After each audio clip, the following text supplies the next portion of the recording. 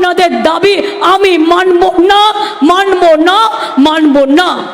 বলো বলো, জবাব দাও।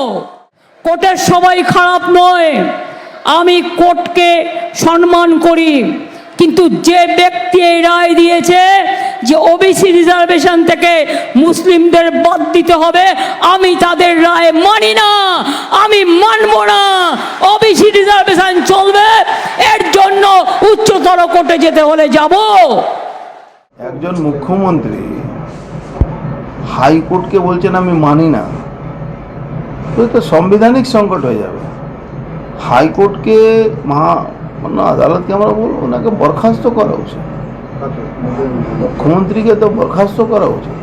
উনি এটা বলতে পারেন না, সংবিধানকে উনি মানবেন না, পশ্চিমবাংলা মুখ্যমন্ত্রী থাকবেন, আইনের ব্যবস্থার উপরে চ্যালেঞ্জ করছে, এটা তো মানা যাবে না। 2010 সালের পর থেকে সমস্ত ওবিসি শংসাপত্র বাতিল করল আদালত।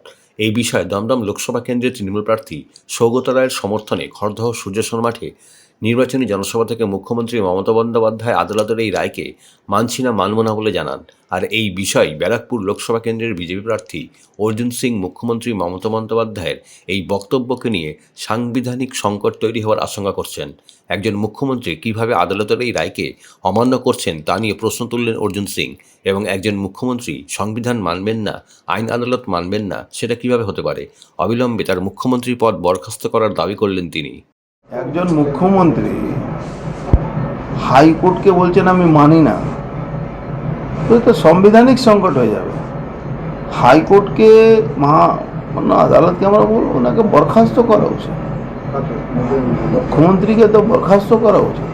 উনি এটা বলতে পারেন না, সংবিধানকে উনি মানবেন না, পশ্চিমবাংলা মুখ্যমন্ত্রী থাকবেন, আইনের ব্যবস্থার উপরে চ্যালেঞ্জ করছে, এটা তো মানা যাবে না। আমি জানি না কে ওনার পরামর্শ দিচ্ছে, আমার মনে হচ্ছে উনি একটা ভুল পদক্ষেপে বা ভুল কথা বলে ফেলেছেন। রাজনৈতিক উদ্দেশ্যে বিচার ব্যবস্থাকে আঘাত করার চেষ্টা করছে। যদি এই কথাটা পাকিস্তানে কোনো মুখ্যমন্ত্রী বলতো তাহলে আমার মনে হচ্ছে কতক্ষণ মধ্যে জেলে ঢুকিয়ে দিত। এ তো ভাগ্যিস ভালো দেশের প্রধানমন্ত্রী মোদিজি আছে। সবাই প্রকাশ্য সবাই এসে সংবাদ মাধ্যমের সামনে প্রকাশ্য সভাতে জনসভাতেই কথা, আমি সেই কথাটা বলবো, কাছে বলুক বা ঘরের মধ্যে মিডিয়াকে বলুন, কথা তো একই আছে। মিডিয়াকে বলা মানে তো প্রকাশ্যে বলা।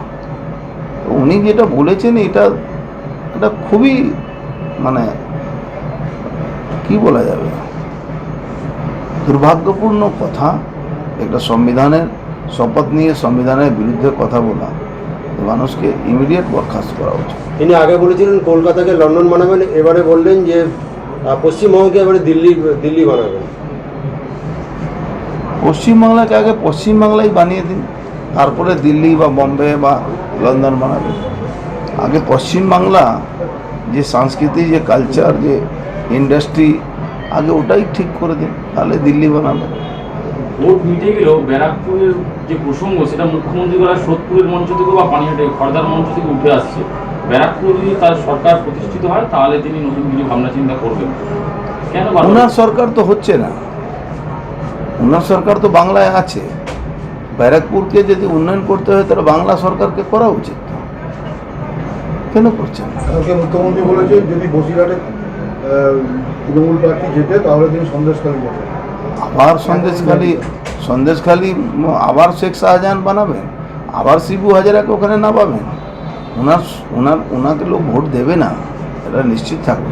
হাজি নুরুল ইসলাম জেতে তাহলে হাজি নুরুল ইসলাম জেতার কোনো প্রশ্নই ওঠে না।